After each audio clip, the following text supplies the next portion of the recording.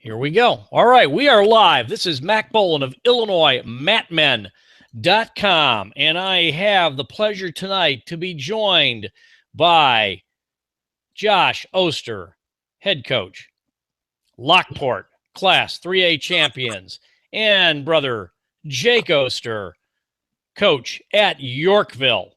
Gentlemen, honored to have you guys on. Start off with Josh. Congratulations. Class 3A team champions. How does that sound? It sounds pretty good. It's been a pretty fun week since we competed last Saturday. And now you guys, this is your first 3A championship, but Lockport has been a fixture in the Elite Eight for a while. I mean, you were third last year. You've been there before. Yeah. This is our in my 6 years as head coach, we've been down there 4 times. We lost to Sandburg in the quarters the year that they won it. A duel that came down to the last match, and then 3 years ago we took 4th, and then 3rd last year, and then 1st this year. Yeah, 3rd last year. You guys beat Providence Catholic. Yep. And then this year, for whatever reason, you and Providence Catholic both ended up in the same regional. So going into that regional, what did you look at going into that regional? Yeah, that's the way the IHSA sets it up. We've been kind of through that before. The 2 years that we weren't there, we lost to Lincoln Way Central the year that they took 3rd in the regional, and it happens, and unfortunately that's just the system we have to deal with at the moment. But going into the regional, we knew Providence was good, and we knew we were good too, and it could have been it could have been a close regional, and we just talked with the kids about we had an opportunity in front of us, and just everyone take care of their part, and then we would be good to go as a team, and they care their part. So. Okay, Jake. Now you've been at Yorkville for 5 years now. Yeah, 5 years. It's my first year as head coach. And Yorkville actually, I mean, they back Class 2A. I mean, they were a very decent program. You've been working on bringing the Foxes back. What is your outlook going into next season? We have a pretty young team this year. We started 10 freshmen and sophomores. And our middle school programs have been pretty good the last 2 years. They've taken 2nd and 3rd in the state. So we got a lot of those guys coming into the program, and it's just building on success with these younger guys in our lineup. And a lot of our younger guys are heavier weights. I think from 52 through heavyweight, they're all freshmen and sophomores except for 2. So we got a lot of big guys that are young. So then it's just building on our younger guys and getting them better, ready to go. Okay, now Josh, as we mentioned before, Lockport has been, a fixture for a while. I mean, it's been a pretty good program, even though this may be the first year you took state. But again, as you mentioned, talk to me about the Southwest Suburban Conference now. Things have happened in it. It's not some teams dropped out, but the importance of a conference where you have conference rivalries. Like you mentioned, you have Sandburg. Yep. You have Lincoln Way West. Yep. And then you had Lincoln Way Central before. Yep. And I know Sandburg and Lockport battled in a lot of those conference championships. In fact, I think a few years ago it came down to a 5th place heavyweight match with a pin. Yeah, Sandburg won it with a fall at heavyweight in the 5th place match.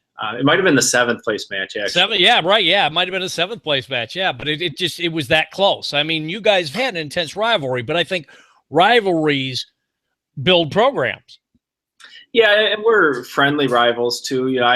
Years ago, Coach Siebert told us, he said, look, we can see what you guys are doing, and if you guys want to win a state title, get into a dual tournament. So we got into the tournament down in Missouri, the Fox duel. Right. Just so the kids are used to those types of situations where you're bumping around and working matchups and stuff like that. And he's kind of given us, him and Coach Poles have given us advice just on different aspects of that the chess game of a dual tournament. And so we appreciate that. And they were some of the first congratulations we got. Even right after they lost to Marmion, we talked the next day and kind of went through what they had and kind of saw just chatted about the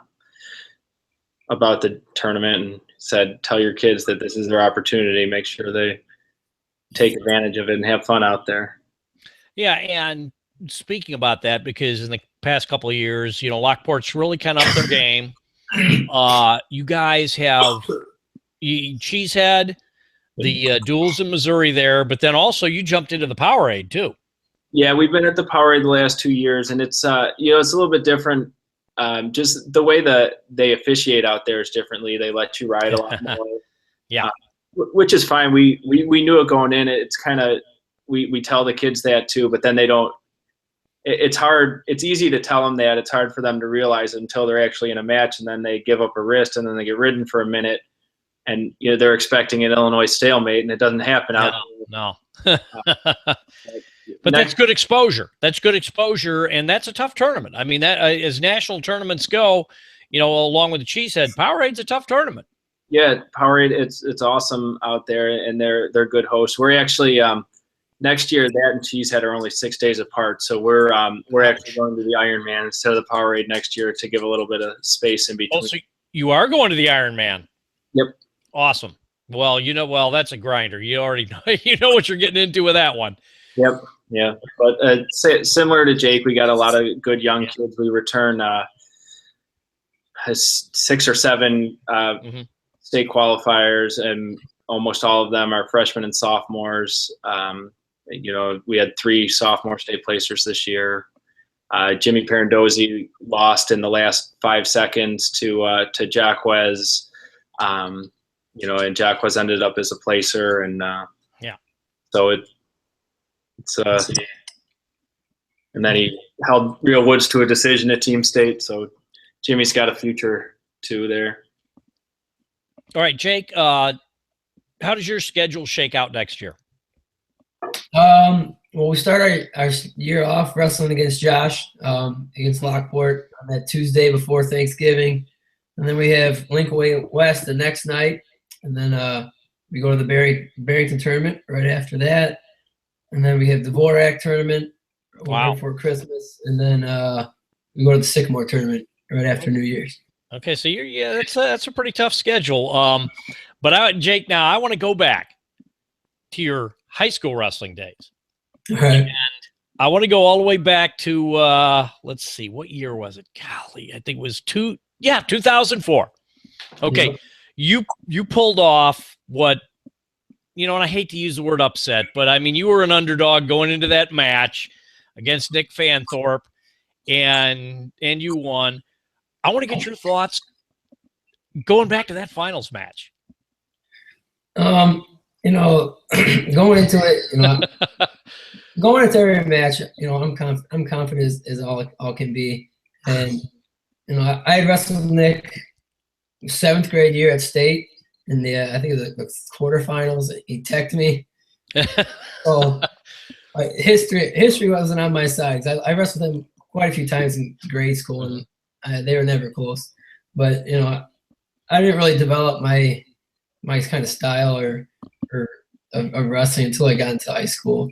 I just kind of started experimenting with things in the practice room, and it didn't matter if I got my butt kicked every single day.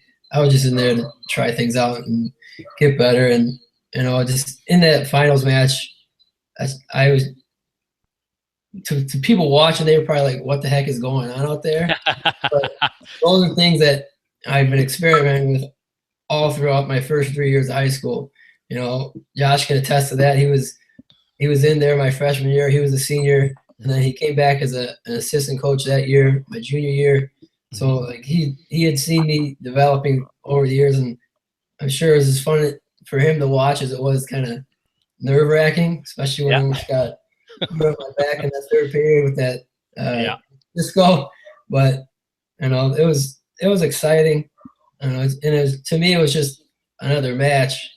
I was having fun with doing things that I knew I could do, and probably a lot of people out there didn't know what the heck I was doing, but it was fun.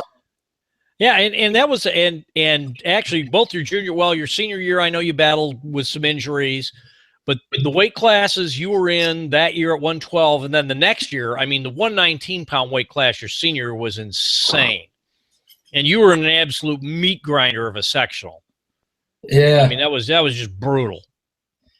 Yeah, that year at sectionals, there was Kyle Hutter ended up winning it. Thomas Gagan took second. I lost. I got injured against him in the semifinals. Yeah. And then Cartese Lloyd took third. Conrad Poles took fourth and didn't qualify. Yeah, right. Poles didn't even qualify either. Jeez. Like just those 5 guys, there's probably 12 state medals or something like that. Mm-hmm. So yeah.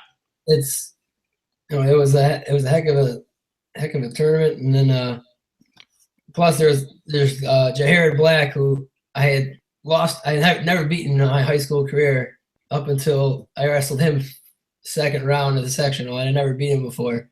So that was another guy that a lot of people, probably was under a lot of people's radars, but I know who he was because I never beat him before. Yeah, that was insane. That weight class, the 119-pound weight class there was just insane, and especially in your guys' sectional was just totally overloaded. So, Josh, going into that finals match, and I would against Montini at dual team state, and I would say, I knew your upper weights were really good, but that run you had from 160 pounds to 285 pounds, 27 unanswered points, 3 pins. I mean, did you foresee that? Yeah, we between myself and Drake Rossi, Jameson, my brother Matt Bartley, we had a bunch of different scenarios that we kind of went through. We had kind of base scenarios for everyone, from Marmion, Montini, Oak Park, whoever.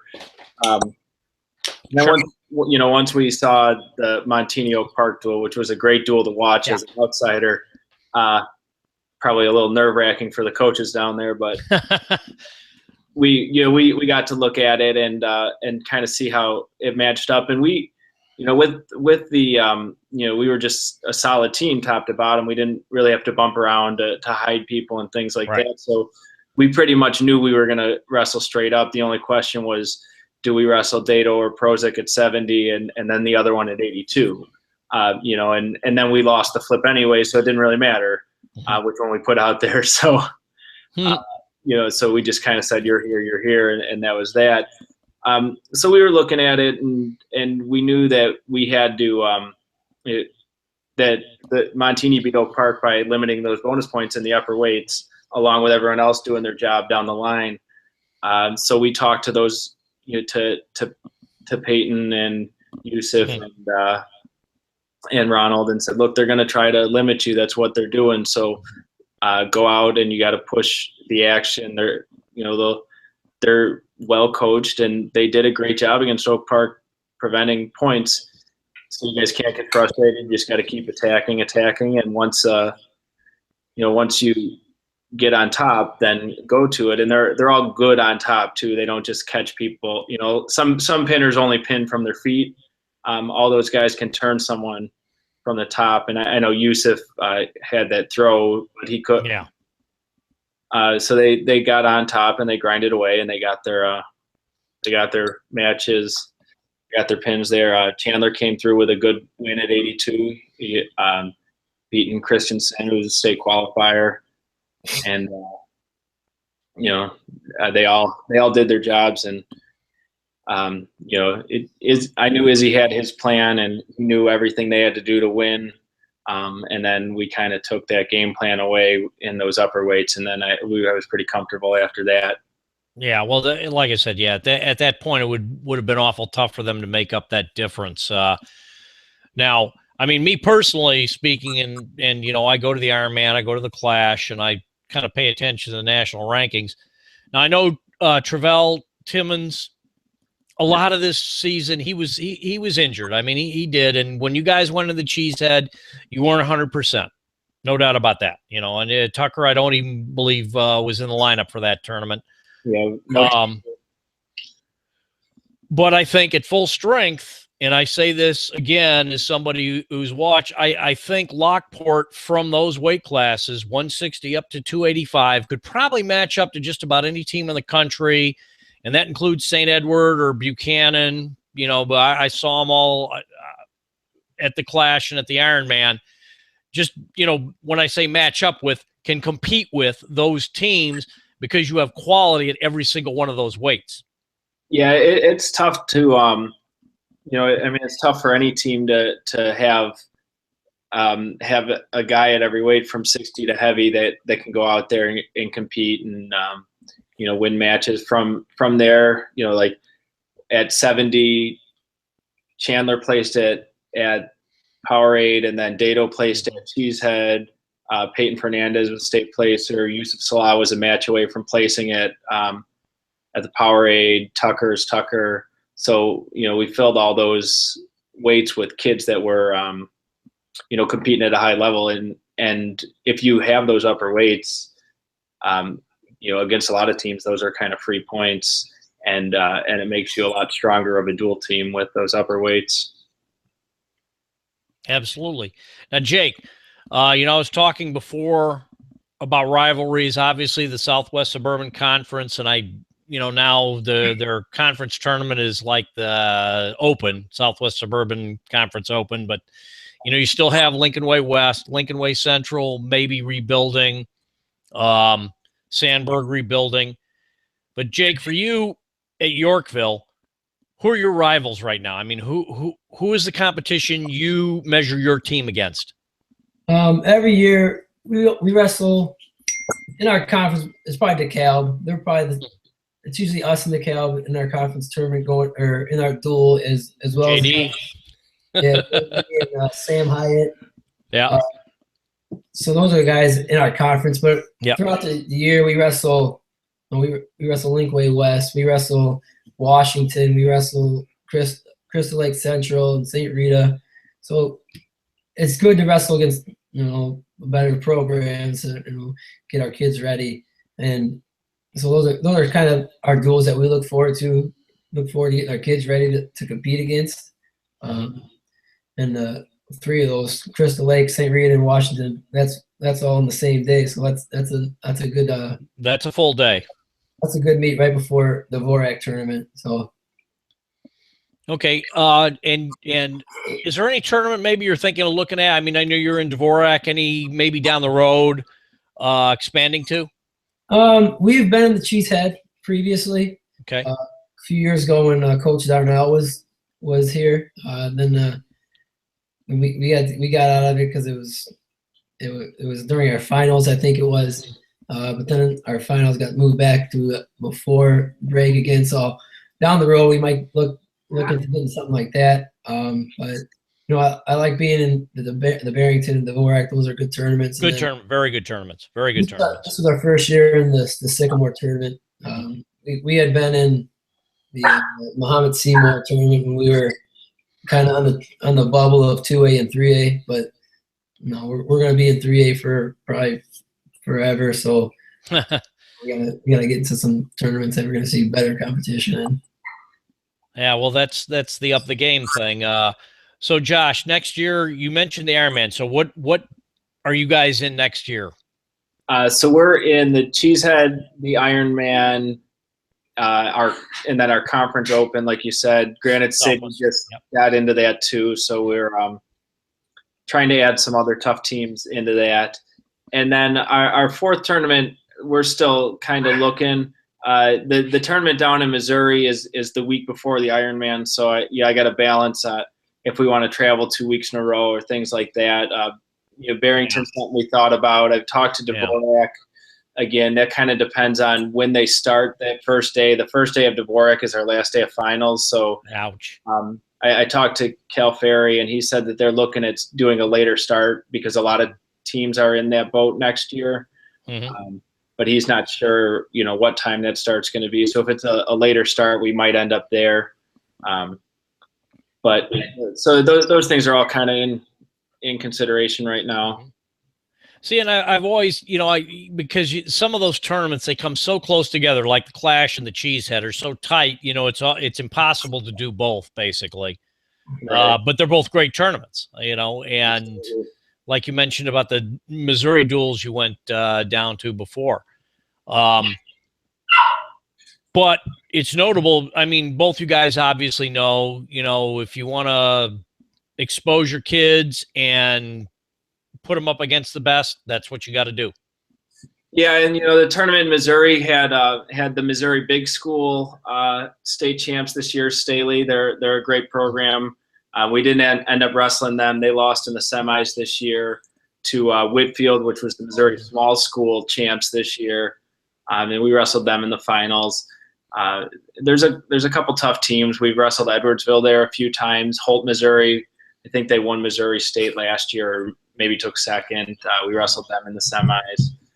So it's nice to get a little bit different look at Sure. some teams that they have a little different style down there too. They're a little funky, so our kids like that. And Jake? What was that? Sorry. As far as the tournament competition and what you're looking forward to expose your kids towards. The Barrington tournament's good.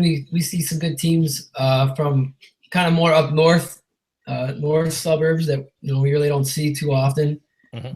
The Boric, you get the people coming from all over the place there, and then at the Sycamore tournament, we see a lot of teams that some of them are a little smaller. We got some 2A schools mixed in with some 3A schools, but you get at the tournament you got to do that round robin format, so you get 5 matches no matter what. Right. And, you see some good teams like Washington's there, and then a lot of teams that have like good individuals. So you're gonna run into some hammers, no matter what weight you're at. So. Sure. Now, if you had to pick one guy, Jake, on your team this year, who was the guy that you thought was, maybe not overachiever? Who was the guy for you this year on your team that was the guy that brought everything, that maybe brought something to practice, that was the leader? I'd say probably our 82-pounder, Brady Fisher. Brady was. He started out for us as a freshman last year at 160, and he took his lumps there. I think he only ended up at like an 8-15 record last year as a freshman, and this year he ended his year like I think 30-12. He's a sectional qualifier. He lost his sectionals, was pretty tough. All 182 placed. Oh yeah, Mm-hmm. All 4 qualifiers at our sectional at 182. Placed at state, so oh, wow, kind of a rough straw to the sectional, but he's the one guy that he's focused a lot on improving, and we saw that this year, going from 8 wins to 30 wins, and I think he like quadrupled his takedowns this year, and he's just a guy that always came in his room, and he's kind of set the tone for everybody. He's a quiet kid, but he just lets his work speak for him. Great. Okay, now Josh, same question to you. The guy this year on your team, who is the heart and soul? Who is the guy? Oh, that's a tough question. Before I answer that, though, I want to give another shout out to Okay. a good friend of both of ours, Jeff Costell. He was the head coach at Plainfield North before, came over, and he's Jake's assistant now. And I remember the Saturday morning at sectionals, we're right after weigh-ins. It's 7 o'clock or 6:30 or whatever time we weighed in, and Jeff's out there working out with 4 of the kids from Yorkville that were either out or they had traveled, and you could tell the kids were buying into the program there, and they had a really nice technique session. So And I talked to Jeff afterwards, and he said, he loves the kids there. They're they're bought in. They want to get better at wrestling, and they're enjoying it. So nice. So anyways, the heart and soul of our team. I know it's a tough question because you had a lot of good guys on your team. You really did. Yeah, I don't know if I can point out just one. There are different times in the season where that guy changes. Different kids make different sacrifices, and at different times, everyone has stepped up at some point, which I think any championship team kind of has. Our captains this year were Brandon Ramos, Brendan Ramsey, Abdullah Asaf, and Travell Timmons. Brendan's one that kind of similar to Jake. He was Brendan came in, was a sectional qualifier last year with an okay record. Kind of struggled at the beginning of this year, got an injury, came back, went like 1-7 at Cheesehead, had a really bad Cheesehead, took like 16th. And then he was maybe the 4 seed at our regional, maybe unseeded. I don't really remember exactly, but his record was basically 500. And then he lost to Dylan Bernowski at the regional, who no shame in losing to a returning placer, and took 3rd at the regional. Ended up taking 3rd at the sectional, beat Tommy Buell from Lincoln Way West twice there, who was a 2A placer. Yeah. Who he didn't wrestle in our dual meet. That was when he was out. And then you won a match at state, was beaten. It was winning against the Libertyville kid. Looked pretty good, and he got tossed. Rough end to his season, his individual season. But for he might have had the worst record in the state at the state tournament in 3A. I don't know, or the most losses. But I'm sure that pushed a lot of people off just seeing that. But he's a great kid who kind of didn't care about what his record was and let his wrestling do the talking. But like I said, you could go 1 through 14. All of those kids have stepped up at some point in the year and taken the lead. Okay, but your senior leadership. Mm-hmm. Like you had Travell Timmons, and Abdullah Saf, and one champ, one runner-up. I mean, who in the practice room? I mean, who are the guys, who pushed? Who pushed? I mean, obviously you're the coach, you're pushing, but I'm saying, and I'm pinning you down on this, I'm not letting you off the hook here. Who were the guys, that maybe just gave that little extra oomph in the room? I mean, they all push each other. Our practice partners kind of switch around a lot. When things got stale, they'd switch up. Travell and Brandon Ramos drilled pretty well. That was about the only practice partners that stayed together for most of the year. But Abdullah and Baylor would go. We only had one fight in the room this year, and it was Abdullah and Baylor because they're both competitors. And that happened and then they were perfectly fine 5 minutes later. But you get into those days where it's you're hand fighting hard and someone doesn't like a headbutt or whatever. Yeah, it gets chippy. Sure. Absolutely. Because it's a rough sport. Any guys, though, I mean, that like to get up and maybe speak or inspire or, to the rest of the team? We have some kids that like to speak and some kids that like to, Abdullah and Tucker, those are kids that kind of like to talk. And, okay.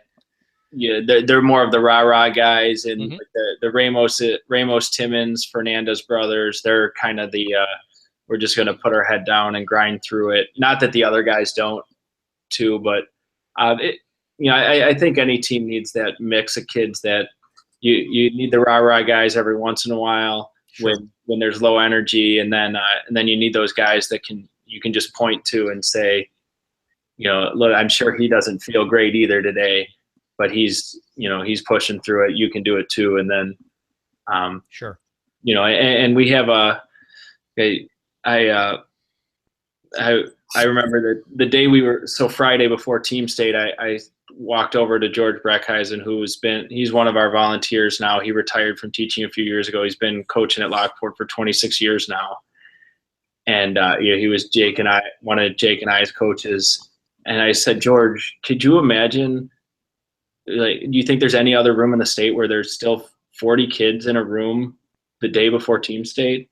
Like half these kids know that there's they're not weighing in. They're just here wrestling. Sure. And so that's as much of a part of it, success as anything else, because they're still, you have kids that hadn't competed for 4 weeks into JV conference, just still grinding away, working as hard as they did when, Well, you got to have depth. Oh, absolutely. And I'll point this out to what you say. If you go back to a couple of years, with Oak Park River Forest, had a kid, Bobby Campos, who was an all-clash wrestler, sat on the bench for 2 years and wrestled in the dual meet against Abdullah Asaf, who placed third, and he majored him. Yep. And he was a backup. Yeah. But those are the guys you need. I mean, you know what I'm talking about. Those are the guys you need, guys who stick with the program. Yeah. I mean, we had Matt Kronsbein beat Tommy Buell in our duel with Lincoln Way West, and Matt, absolutely similar to Campos, he was a starter the year before, and then he found himself behind Ramsey this year, behind Ramsey and Abdullah this year, and he kept his weight under control, kept working, and when it was his time, he went out and he's ready to step back in the lineup next year as a junior, hopefully for him, and just made the baseball team yesterday too, so he was pretty excited about that. But I mean, it's great when you say you have that many guys in the room and that many guys still competing. And what I was talking about, it's the depth of a program. It really helps if you've got guys who will stick through, who will wait for their opportunity. And that's important. And I'm sure, Jake, you would agree with that too. Yeah, if you got come sectional tournament and you got 5 guys that qualify and those are only 5 guys in your room, it brings the level of the room down. You got to keep those other guys in there, keep the guys that are competing's morale up. Give them fresh guys to wrestle with, and it makes a better environment for everybody keep wrestling. When they can see that their teammates are behind them. They're still there working with them, and they're just not by themselves. Well, and they're all part of a team. Yeah. Because it's a team effort. And even the guys who are the JV guys or, aren't the starters, or maybe that guy who gets his one shot his senior year and makes the most of it, that's all part of the program. And that, I guess, as coaches, your guys' job is to keep those guys engaged. Yep. Yeah. And that a lot of the credit to that goes to the lower level coaches throughout the season, keeping them, keeping those guys interested. We schedule, JV1, JV2 stuff on weekends to keep everyone competing throughout the year. And, those guys are running around and making sure everyone is ready to go. And, we won the JV won our conference by a lot this year too, so I'm pretty excited. They were excited, and we were excited for them. I got to go watch them at JV conference. We were off that week. That was our duel with Deerfield that got canceled. So, sure. Now going back, and I'll start with you, Jake. How did you guys get involved in wrestling? I mean, go all the way back. How did you get involved in the sport of wrestling, and when? Well, our dad wrestled in high school. He went to Argo his freshman year, wrestled at Argo, and then they moved out to Homer, to Lockport, and so he went to Lockport his sophomore year, wrestled at Lockport his sophomore year, and then he actually stopped wrestling after his sophomore year so he can get a job to buy a car. Mm-hmm. And then he owns a dry cleaning business in Lamont, and me and Josh and all our brothers, we wrestled for the Lamont Bears growing up, and he saw a flyer or something one day and for Lamont Bears Wrestling Club, and and he signed Josh up for it, and then a couple years later, I started wrestling when I was 5. I don't know. Josh was probably like 6 or 7. Mm-hmm. And And Jameson, of course, too. yeah, and then Chris after me, and Jameson. Yeah, Jameson, right? Yeah, Chris and Jameson. Yeah. Yeah, so we all started around 5 to 6 years old, and we all started with the Bears, and all of us wrestled with the Bears through 8th grade except for Shane. Shane, that's when I started the junior porters in Lockport. So nice. Over there with me in 7th and 8th grade years, and it's just been a thing. And then our uncles, they both wrestled at Lockport. And all our cousins, they wrestle at Homer, and we have one that's an 8th grader at Homer, one that's a freshman at Lockport. So it's just, it's just a family thing. One got in it, and then we got hooked, and it's just been absolutely. Well, hey, wrestling's a family affair. Yeah. Okay, so Josh, are you involved at all with the Lockport Junior with the kids program? Just a little bit. So like Jake said, about 6-7 years ago now, yeah, we restarted that program. They had combined with the Lamont Bears for a while, and then the Lockport numbers just kind of the numbers of Lockport kids kind of dwindled, and so we restarted that. Jake was the head coach there for a year or 2 years, and so I was a lot more involved right then. That was when I was still an assistant, and we were just trying to get the program started. I was in there a lot more often. Now, they do practice at Lockport. My dad's still the head of the little guys. Oh, so your dad runs the kids program? He runs the young ones, the under room. Okay. And then my uncle's involved in the older guys' room, and he's a coach at Homer Junior High as well. Okay. Which we get quite a few kids from Homer Junior High. This Homer Junior High won IESA state 4 years ago, so a lot of the kids, Timmons, Asaf, the Fernandezes, Prozac, Kronsbein, Dwyer. I'm sure I'm going to miss somebody, but they were all on that Homer team that won state. Mm-hmm. Nice. Too. So now I'm more of a I'll come in and do a clinic day or something, but I'm not in there day to day. I gotta, as a head coach, you have a lot more other stuff you need to take care of. But both Jake and my wife are expecting our first baby this summer. So I'm having a little girl. Jake doesn't know what yet. I don't think. I might have to get involved in kid wrestling again at some point. Okay.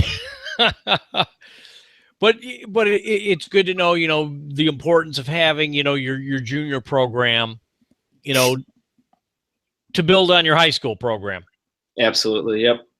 And especially, since with Lockport, you guys are right smack in the middle of a massive hotbed of wrestling in that area there with the Lincoln Ways, with the Sandbergs, and Providence too, and obviously Lockport.